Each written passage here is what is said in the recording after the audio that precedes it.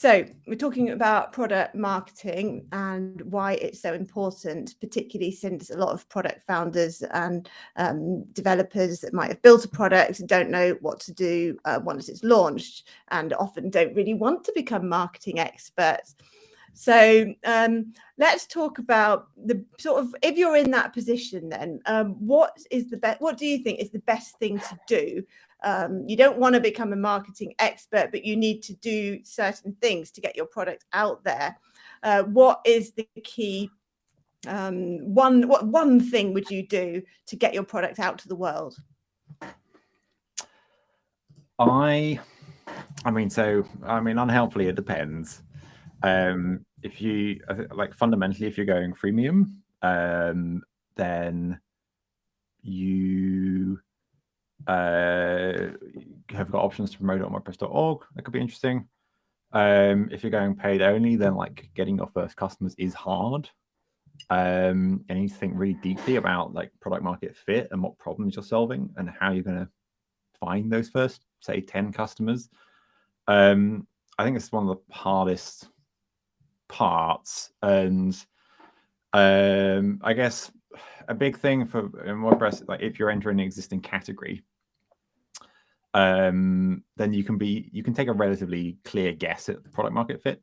Like if you want to make a contact form, you can have if your thesis is like, we're going to make contact forms slightly easier to use and this will be our competitive advantage, you can probably take that to market without worrying too much about the product market fit.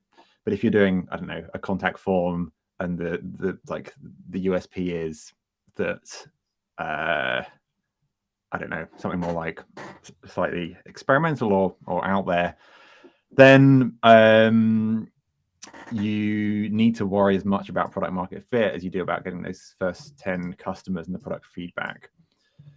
Because a lot of WordPress plugins are like functionality driven, I think we tend to assume that product market fit is easy and that like you do the thing. It's a WordPress plugin to do X, and like the question becomes, does it do X? But as the market becomes more competitive, bigger, etc., market fit would be the thing I start thinking about more. Yeah, and because there's not always existing functionality. The easy way to market, and certainly what we do at Barn too, is things people are searching for, build a product that meets that need, and then it's actually relatively easy to market. And we can talk more about how we do that in a bit. But then there's also creating categories, isn't there? And that whole side of marketing where people don't even know they have a need for something. And that's a much bigger challenge. That's when you might want to have a lot more resources, for example, maybe go down the funding route to really spread the word to create the awareness. And I think that's the much more challenging option. So yeah, for getting started, I think it's better to go down the former route. But I admire people with the confidence to do the latter as well. By all means. Yeah. So with one thing about your experience, Alex, is that you work with so many product companies that you have a really great cross-section about what works. So I'd love to hear some more of your insights about what are the most effective things that work across the board, because you have that broader view than I might have as the owner of just one company. Sure. So my colleague James, our head of strategy, and I answer this question, like hundreds of times a year. Sorry. So yeah, we get a fairly good read on like feedback on what moves the needle and what doesn't. The thing that we all keep coming back to is SEO content. I know it's a big part of customer acquisition at Barn too. And this has been like the big thing that has worked. It's a big thing that drives growth sustainably for a lot of businesses, and it remains my favorite channel. I guess the flip side is it's hard and it takes time, etc. This is why you might hire us to do it. Of course. Because we spent many years thinking about how to do it properly, etc. Done well though, that remains my favorite thing to do. Beyond that, if you're using freemium, then trying to convert people out of freemium makes a lot of sense. If you're using something like Freemius, then I would look at email and converting out of that.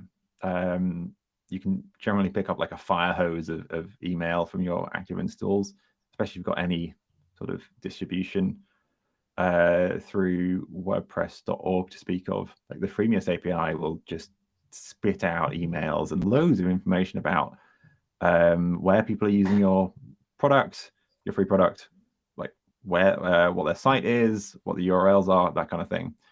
And I really like email as a way of doing like personalized upsells, but at scale.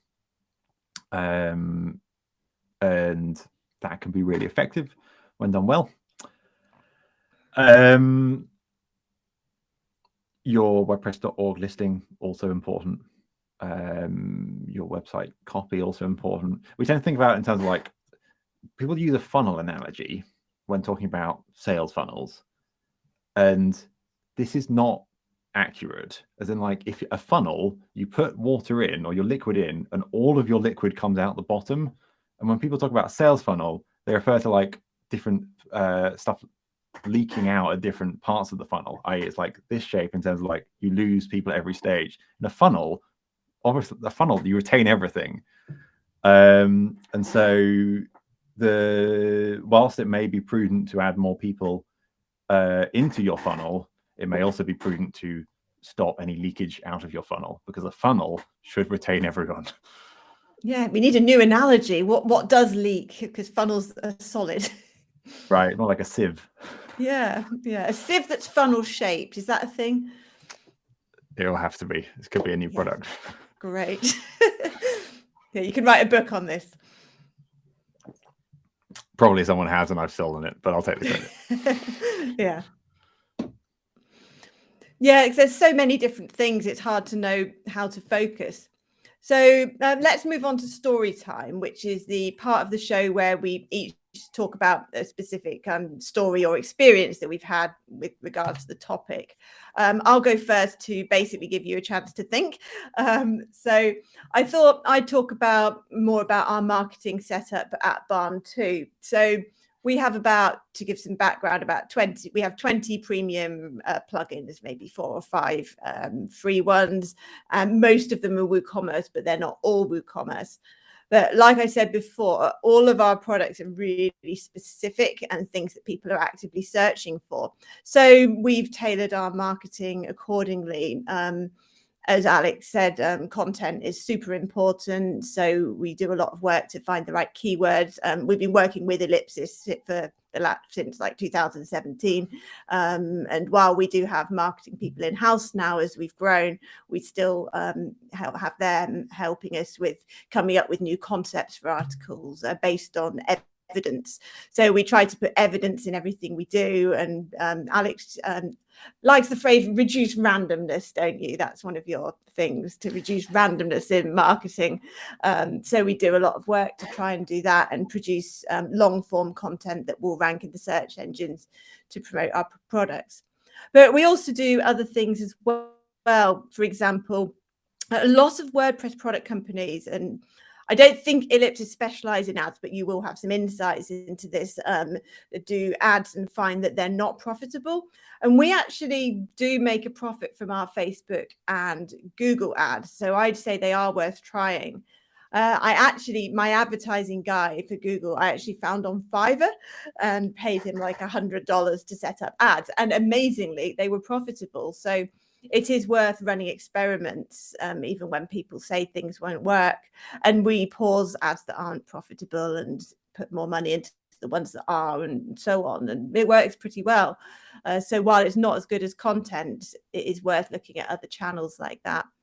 And we've also recently, and this is a bit of an experiment, we've hired a full-time YouTuber because we've identified we get quite a lot of sales through YouTube. So we now have somebody permanently trying to grow our channel and build our name on that, because YouTube is I believe it's the second biggest search engine these days. So there's lots of benefits from videos. So at Barn2, we try to use lots of different marketing channels which get our products where people are searching for solutions about WordPress. What about you, Alex? Also, I think a common story when people come to us is like, I've done ads and it was like burning $10,000. Like I would have got more value from them if I burnt them for heat. And I think your story is interesting. Part because of the outcome, this was the thing that's worked for us, but it's the key point that gets missed that I think that you do very well that gets missed is we turn off ads that are unprofitable and like we keep an eye on it. And you go to Facebook with $100 and you ask them for $100 worth of clicks, Facebook will spend your money happily. Facebook's like broadly incentivized to get you the kind of thing you want, i.e. sales, so you keep coming back. So like conversion tracking is relatively easy in order to do that.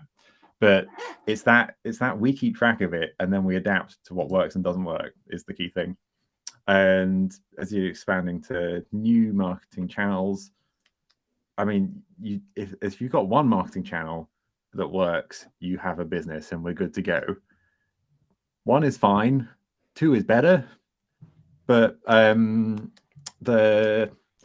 like thinking about our funnel analogy, there's a point at which you should try and push more volume through the thing that's working. And there's a point at which you should try and add more things that work. And generally, the answer I like is find the thing that works. Once you've got one thing that works, go with that. And then take it from there. Like from Ellipsis' marketing point of view, we do thought leadership content, and that is it. From our own marketing activities, we share a lot of expertise. We produce research and we do a monthly newsletter, and that is all that we do. We haven't found the need to do anything else. Rather, we do, if we want to, we'll ramp up more of the thing that works rather than like trying to find more and more things that could work. Do you mean in terms of Ellipsis' marketing for your services? Yeah. Yeah. Yeah, we just have one marketing channel and I'm totally fine with that. I'd say your main marketing channel is word of mouth though, probably. Oh, well, that's an interesting question.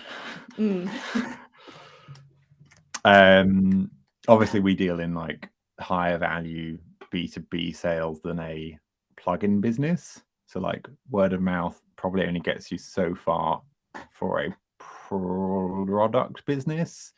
It can be incredibly effective, but obviously like 100 clients for us as an agency is a lot of clients. 100 product sales is nice, but isn't going to sustain the whole business, etc.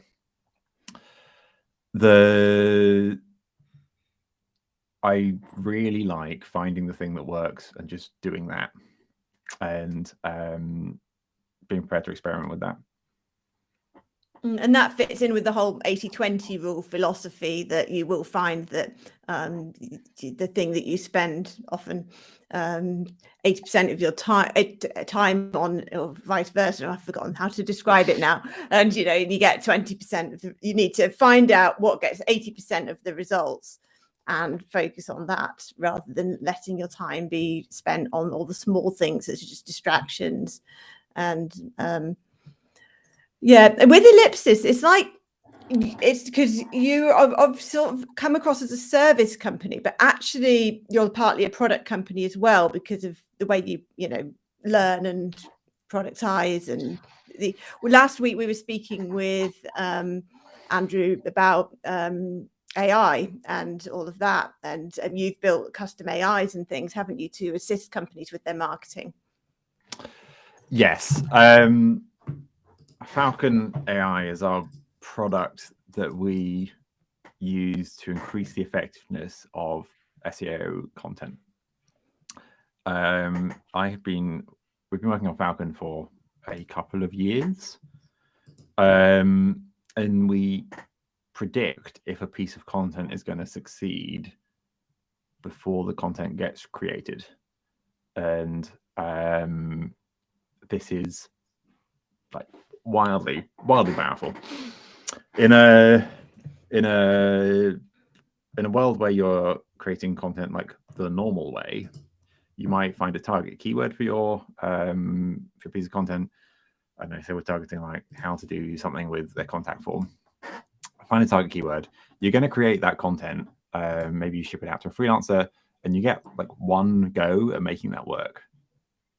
You do the draft, you have the edits, you publish it, and that's like one version of that. Either that piece of content works and you get a ranking, maybe it ranks, I don't know, after 6 months, it ranks number 5, and we're all very happy with that. Maybe at that point we do an update and we get it up to ranking number 2. Sounds great. Maybe we do a third update 6 months after that, and it ranks number 1, and we've finally made it to the top. In that best case scenario, which is extremely unlikely to start with, what generally happens is you publish your content once and then you forget about it, or it doesn't perform, and so we never look at the analytics again. But in that best case scenario, you've been through like 3 versions of that piece of content. With Falcon, we will go through an infinite number of versions of that piece of content by turning the things that make up the post, so like your title, your meta description, your headings, word count, sentiment, tone of voice. Take all of those things and we'll say, what if we did A? What if we did B? What if we did C, etc.? And what would the rank be if we changed, if it was A, but we changed the meta description? If it was A, but we changed the meta description and the word count, etc. And so you go into publishing a post having looked at like 1,000 versions of what that post could be, rather than just your one, this is what I think is best. What we found is that most SEO content doesn't work. It's very common for technology companies to have like 80% of their content will get fewer than 10 clicks a month from organic search. And that is just wildly wasteful. And what we're doing is predicting, are you in that 20% that does work? Yes or no? If yes, let's do it. If no, let's not do it. And this is how SEO is winner takes all. And so we're predicting if you're going to win or not. And then we can happily make our clients the winners. Yeah, and then it's worth investing in because you have some more probability that it's going to work as well. A couple of years ago, we had a consultant give us some business advice generally. And one thing that he said was that all businesses should spend 15% of revenue on marketing. And he identified at the time that we were spending less than that. Do you have any rules of thumb or anything like that about how much a product company should be putting in marketing? No. No. Just what you can afford will have results. Well, it depends what your goals are. And on like a fairly mature bootstrap business that is profitable, I don't know, 5 years in, that sounds perfectly reasonable.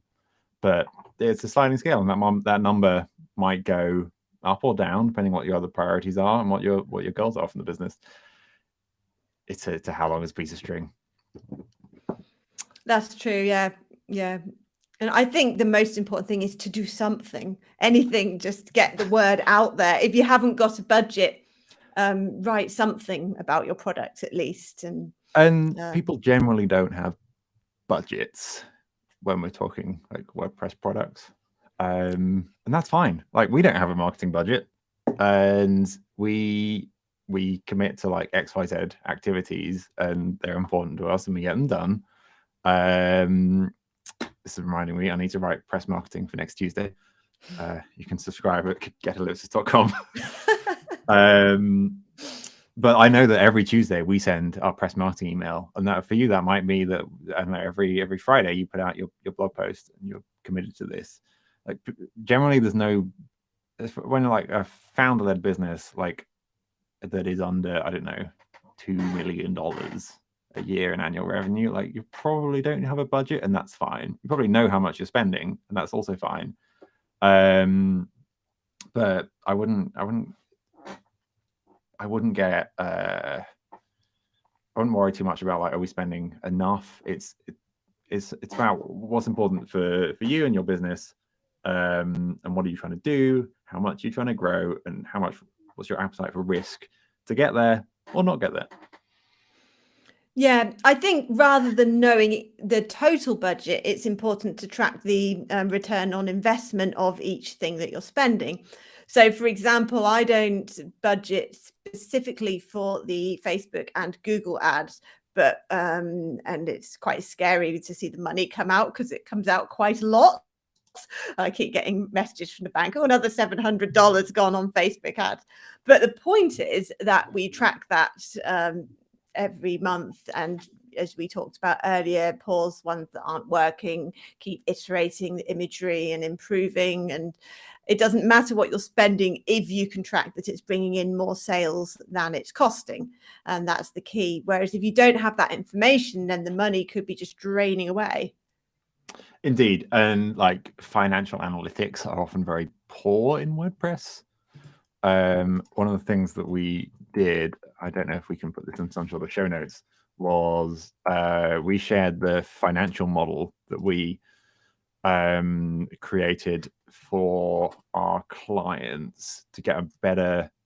We engaged a Google Sheets expert to make something that would turn Easy Digital Downloads data into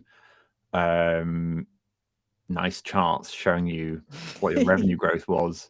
What That's a challenge.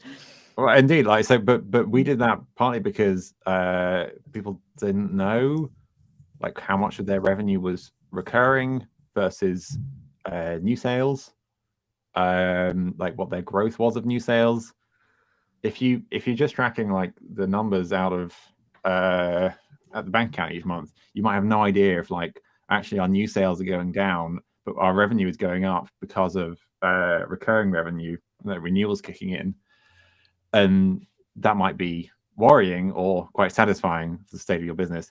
But it's common not to know those things, and knowing those things, making it extremely convenient for yourself to know these things, like whatever like automated Slack notification you want to set up on a Monday morning, ping you about like, here is what our sales last week were. Here's the proportion that were recurring. Here's the proportion that were new. Whatever it is you want. Here's how it broke down across our products. The more literacy and the easier you can make it. You said, well, for you, that might be like, I get a text every time the bank tries to spend more money on Facebook ads. It's just a reminder. The more convenient you can make it for yourself, the easier you make it to act on that data.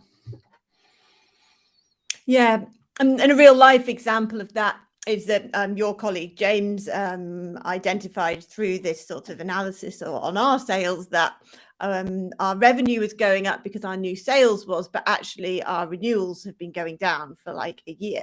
And so that's given us something to investigate. I'm not sure exactly what to do about that because we're quite good on maintaining, you know, all the emails and everything and retaining people, but it's interesting to know that the renewals have been going down, and that obviously if we could stop that, then that would make a big difference. So we need to, now we've got that data which was not available readily from EDD, then we know to analyze that. Is it just a post-COVID thing or something, or is it something wrong with the company that we have the power to change? So the data you can really use in actionable ways once you've got it, and as you say, that is sadly lacking for a lot of WordPress product companies. You could do a lot worse though than find our spreadsheet, which we made public, and dump your EDD export into that and spend an hour looking at numbers. Yeah. Or if you hate doing that, then get Ellipsis to do it for you. Because a lot of product companies, but it's really great that you released that, because a lot of people do like to get in with the data, but they don't know quite how to format it or something. Yeah, problem to solve for the industry. To be fair, if you want more stuff through Stripe and use Stripe rather than PayPal, Stripe's reporting is decent.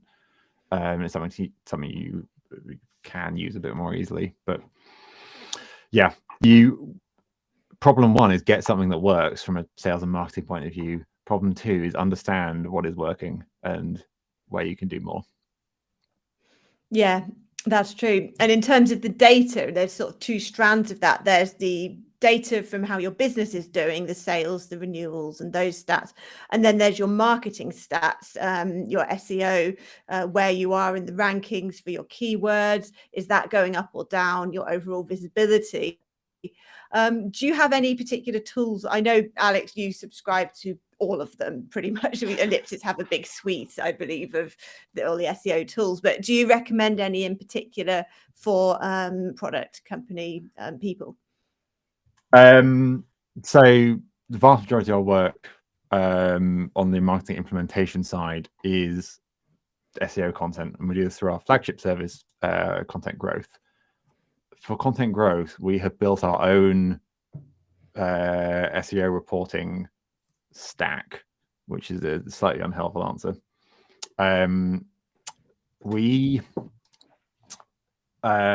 track everything like religiously, and we've ended up building our own like reporting analytics that pull out of the Google Search Console API. And internally we have a huge database of everything, and then we can understand what that's doing in real time and if stuff is performing as it should or shouldn't do in real time, and then we can take action based on that. We did that because it's extremely important to keep track of like your funnel metrics. If you're thinking in terms of KPIs, your like top level metric is revenue, and then you'd have like metrics that explain that. And yes, like the number of people who visited the product page last week would be a great explanation metric. And then your like second tier metric will be like how many people clicked from Google onto the product, or like onto a blog post about that product last week. So we keep track of like stats in terms of like top level metrics, Y metrics, action metrics. And we've ended up building our own like wildly complicated system so we have control over it, and the Google Search Console data is more accurate than anything else. It's more accurate than Google Analytics for the same information. So we do that. That's not very helpful or actionable though. So short of spending a year building the world's most complicated Airtable, I'm not really sure what to tell you. Yeah, we've started because we have in-house stuff and we use Ellipsis for idea generation and research. We've signed up to a few things like SEMrush and ClearScope to try and do it ourselves, although there is a lot of data needed, and it can be quite overwhelming when you've got hundreds and hundreds of posts that you want to optimize all at once. There's a lot of tools. Yeah, so like we have moved away from using these commercial tools, especially on SEO stuff. And it would either run through Falcon or we'll use our in-house reporting stuff. A simple version of what we do is like probably a great idea. What's important for us is to be able to understand how everything is doing now and whether that meets expectations or not. And if not, then what are we doing about it? That's one half of it. Once you get to producing a lot of content though, you also have to worry a lot about production. And so having metrics for production time, production quality over time, etc., becomes more and more important. One of the big things that we keep an eye on is the number of days it takes us to produce a post, because it's really easy for that to be like 200 days. Like we start working on this post in, I don't know, we asked the freelancers to start writing it in January, and then suddenly it's like June and we haven't got the post out, etc. One of our conclusions from this is we've we now have a writing team in-house rather than use freelancers, and we found we can turn content around wildly quicker. And this is very pleasing because it shows up in our production metrics and stuff like that. It's, for us, we have the bandwidth to like we have the bandwidth to look at a wild amount of data and keep on top of it. If I was running one plugin business, I probably wouldn't worry quite so much about my production time being 42 days rather than 41 days. But certainly you would want to know that like stuff is going out, it's meeting our like, this is what our OKR is for number of posts on each month. This is what we've met, this is what we haven't done. Here's how we're managing these things. And then once we've done it, once we've done the work, our action metrics, here's how it's doing.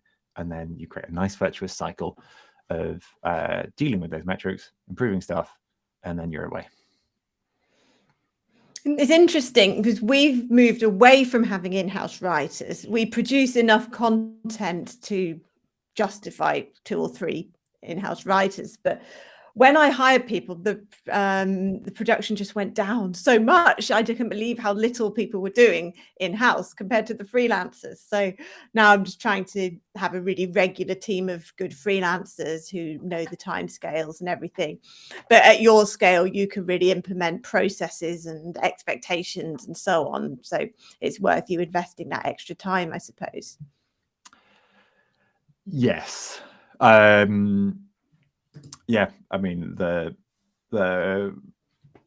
we've got a lot of like managerial overhead to have the capacity, like the management capacity to like run and nurture and grow a team, and that's very important.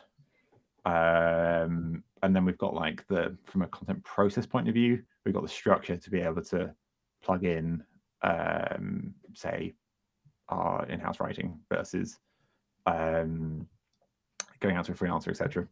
We just felt that we could improve quality, production times. Does increase cost a little bit, yeah, but we thought that those were acceptable trade-offs. Yeah, sounds good. Does sound good. So what are your thoughts about marketplaces? Because when we first started the switch from service company to product company, I had no confidence in marketing, despite having a marketing background. And I thought, I want to be on a marketplace because that will give my product the exposure that I might struggle to get on my own domain. That didn't work out in the end, and we ended up launching plugins on our own domain, and it went great because we were niche enough to get rankings very quickly for what we needed to, and therefore get sales.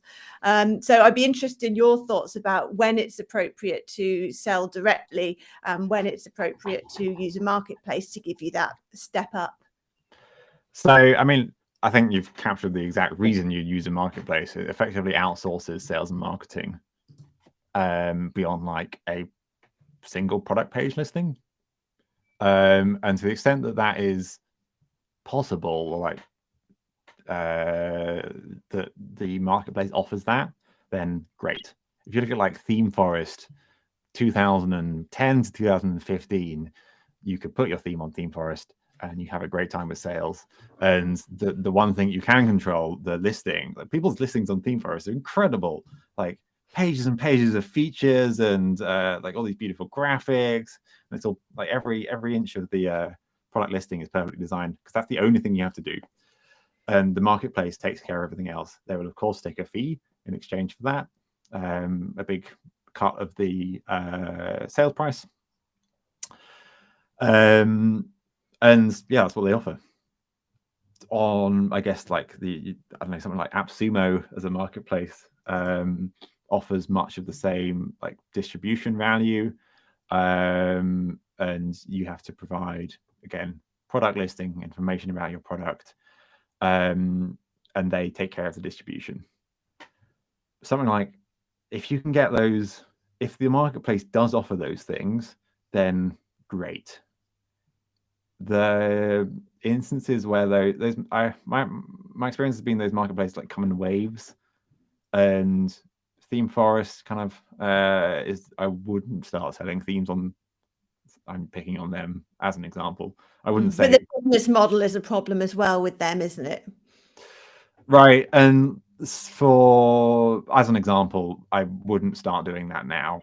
Similarly, like AppSumo can I don't know, net you $100,000 in a weekend, which is amazing. But then you've got to service all those customers over the next 10 years, which is less amazing. They come with benefits and trade-offs. If the marketplace does genuinely offer sales and marketing distribution, then it's certainly something to think about. But those examples, there tends to be a window where that like becomes true for marketplace, and it's increasingly harder to find those. One thing you do get is the increased domain authority from selling on that site as opposed to your own. But as you say, you have to trade that off against the fees that you pay them. We last year seriously considered putting some of our products on the WooCommerce marketplace, particularly since their commission has got a lot more generous recently, so that I think they only want 30% now, whereas it was 70% before or something like that. But then when we read the terms and conditions, you just have to hand over all your rights to your products now and in the future. Even if you stop selling with them, they might stop you selling it on your own website. And so we got put off because of the lack of control and the having to give up our rights. But if we were just starting out, then I think it might have been very tempting. Yeah, we did a talk about our high quality thought leadership. We did some interesting research about who's winning on the WooCommerce marketplace last year, and perhaps we put a link in the show notes. But we looked at who was making sales, and the answer is that the vast majority of sales were going to a small number of vendors. The 3 vendors made up 3/4 of the sales from our estimations. Based on those numbers are likely a bit wrong, but they're probably ballpark about right. And yeah, like we asked the question, can new listings get traction? And we plotted a histogram of quantity of revenue in that range versus the different ranges. Like how many plugins have made $0 to $1,000, how many have made $1,000 to $10,000, etc., etc. And most were grouped at the low end. Yeah, like we estimate that most your average product on WooCommerce marketplace is doing under $50,000 a year.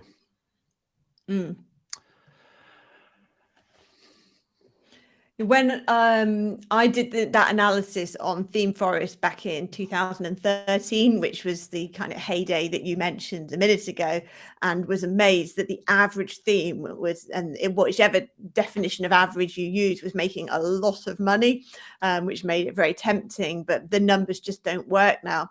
Sometimes I look at the top selling themes on ThemeForest, and while they don't announce it that directly, if you go to the popular this week page, you can see the number of sales per week. You can do some sums, and the top themes are actually not making anything like what they were, which is scary. But then you don't hear about themes like Divi, for example, that are independent, which might be doing better than all of the ones on the marketplace. So I'd really love to be able to do a comparison of the marketplace ones and the independent ones, which isn't publicly available. My guess would be that I think marketplace is going in and out of fashion to the extent that you're locked in. You are giving up control, and if you can make it work on your own site, then you're much more in control of your own destiny, and this seems appealing. Yeah, definitely. Yeah, you need to have the confidence you will be successful, and therefore you need that control. Because of course, when you're starting, you might not think it's ever going to happen. I know we were amazed when we got our first sale a few days after launching our first plugin, because we genuinely didn't know anybody would ever buy it. So you need to have that confidence and therefore make the decisions that will work for the future. Which brings me on to the next and final section. I've let it go a few minutes over because of the technical problems which delayed us starting properly earlier.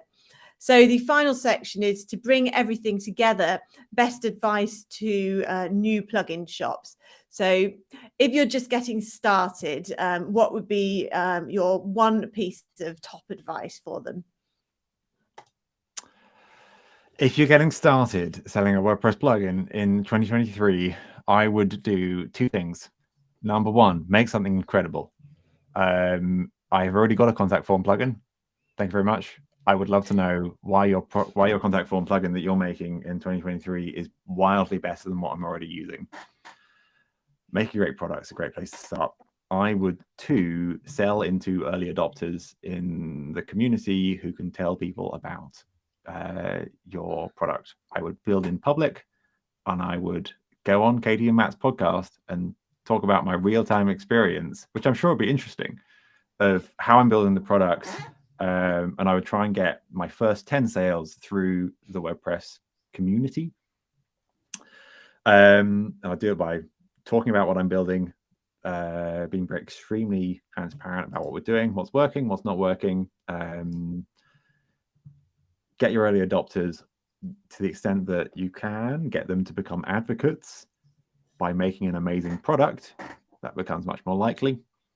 And I don't know, then you've got your pathway to your first 100 sales, and we can look at which marketing channels you're going to turn to next. Yeah, I love that, putting the product first. Even in a conversation about marketing, you have to have that great product in order for people to want to buy and to recommend it. So yeah, that's a good way to look at the balance of it. My top piece of advice would be to do something. I know that sounds crazy, but so many product companies or founders get started and they don't do the marketing. They put it on their website and leave it. And it doesn't, you don't need the best strategy at first. Just get the word out there. Ideally using the things that Alex mentioned, such as the early adopters and so on. But whatever you can, if you can find a small budget to either write an article yourself, which doesn't just cost time rather than money, or to use ChatGPT to do something even. There's these options out there if you're not good at writing, to get the product out there in any way possible, and then to learn, analyze and learn. And that's the key to marketing. When you do something, you learn from it. So that is marketing WordPress products. We've touched on lots of interesting things there, some of which we will be picking up in more detail in upcoming episodes. For example, in the next couple of weeks, we're going to be talking about how to build a WordPress product in a crowded marketplace. And I love that idea because, and it fits with what Alex has used the analogy several times about the Forms plugin, because there are so many Forms plugins, but people like WS Form, for example, are doing a great job at creating new ones and differentiating them and making them successful through effective marketing and a great products, even though you'd think that was impossible because there's so many successful form plugins out there. So we're going to be focusing on that as one of the upcoming topics. So yeah, tune in every week and talk about a different topic. And we are still looking for guests and ideas for upcoming episodes as well. So thanks, Alex, very much for coming on with us and sharing your insights into marketing WordPress products. And we will, if you send me over that spreadsheet, we can put it in the show notes, Sure. And then people can play with the data. And come back next week. Hopefully Matt will be better by then, and we'll have another interesting discussion. So thanks everybody for watching.